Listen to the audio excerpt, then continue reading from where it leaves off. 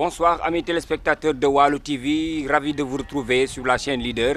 Bien sûr, votre nouvelle émission, une nouvelle rubrique. Et dans cette émission intitulée Sama Kaas di émission bu bees sax boo xamante ne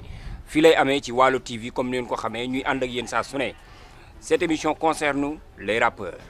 képp koo xamante ne artistes nga yaa ngi ci biir mais particulièrement aux rappeurs kon nag gars yi bu leen ko ratee na ngeen ñu xaar ñu ngi ñëw. da ngay teg caan bi ma ñëw toog jàkkaarloog yow gars yi wër la say fans sa staff nga may jëm kaas may naan question yi di daw saa su ne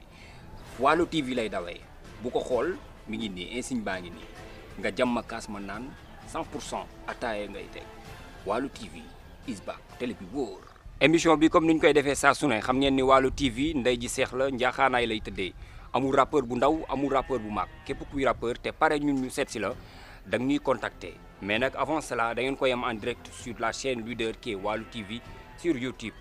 da ngeen di abonné ngeen di liker def commenter ça bu leen neexee pare nañu àndaat ak yéen bu fekkee da ngeen bëgg ñun ñu seet si leen contacter nous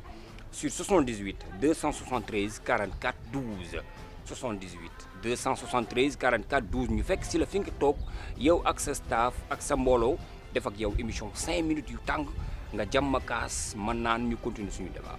Waalo TV fii sama gars yi naka la ñu war a def sax may leen ma